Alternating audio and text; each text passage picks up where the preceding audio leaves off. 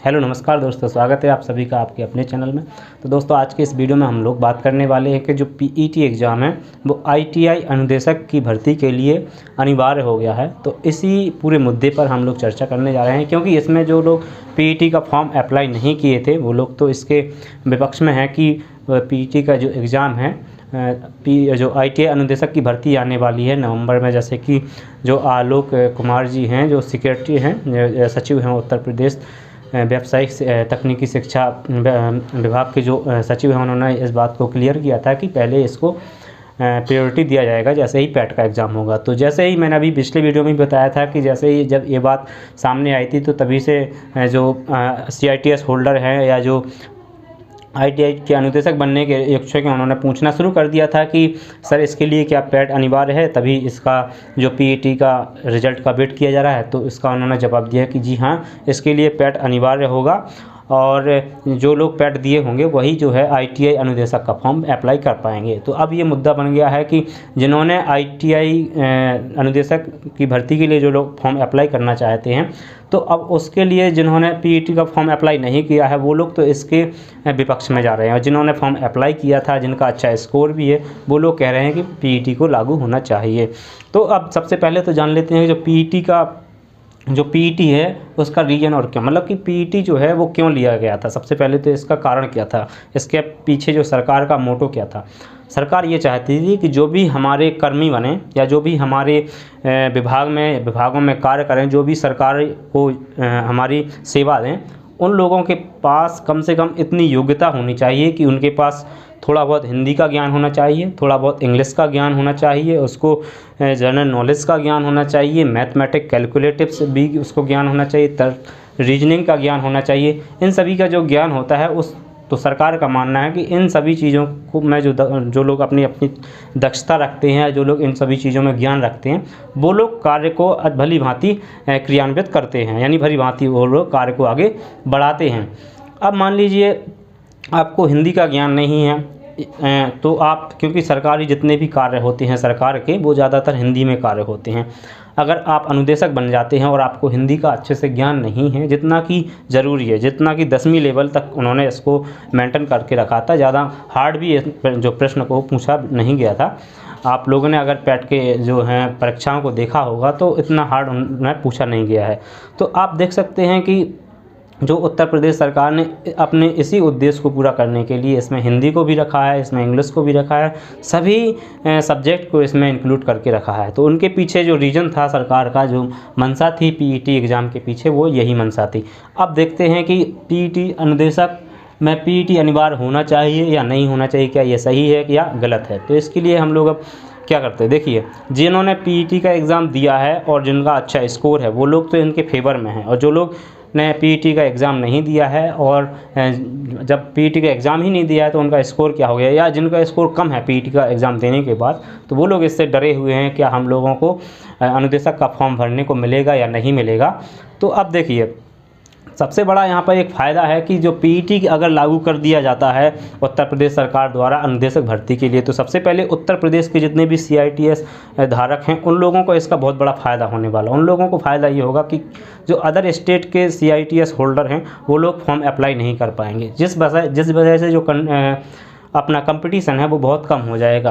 और जो other state के जो स्टूडेंट्स हैं, क्योंकि उन्होंने ज़्यादातर संख्या में उत्तर प्रदेश के ही अभ्यर्थियों ने पीईटी का फॉर्म अप्लाई किया था। अदर स्टेट के जो हैं बहुत ही कम, लगभग 6 से 7 हज़ार लोग थे जिन्होंने पीईटी का फॉर्म अप्लाई किया था। उनमें हो सकता है हो सकता है उनमें से कुछ लोग ही होंगे जो CITS होल्डर होंगे और उन्होंने पीईटी का फॉर्म अप्लाई किया हो। तो सबसे पहले तो जो अदर स्टेट के हैं उन लोगों को सबसे बड़ी प्रॉब्लम हो रही है कि पीईटी का अगर इसमें कंपलसरी कर दिया जाता है तो अदर स्टेट के जो CITS होल्डर हैं वो इसमें फॉर्म अप्लाई नहीं कर पाएंगे। इसलिए जो मैंने देखा है अभी यूट्यूब चैनल्स पर बहुत सारे जो अदर स्टेट के लोग हैं, जो ट्विटर पे एक्टिव ज़्यादातर लोग हैं वो अदर स्टेट के लोग हैं, इस चीज़ को मुद्दा बनाए हुए हैं ज़्यादातर। जैसे मेरी जानकारी के अनुसार जो उत्तर प्रदेश के जो CITS होल्डर हैं उन्होंने सभी ने, ज़्यादातर लोगों ने जो है पीईटी का फॉर्म अप्लाई किया था और उन लोगों का स्कोर भी अच्छा होगा। लेकिन जो अदर स्टेट के जो स्टूडेंट्स हैं या जो CITS होल्डर हैं जो अनुदेशक का फॉर्म उत्तर प्रदेश के लिए भरना चाहते हैं,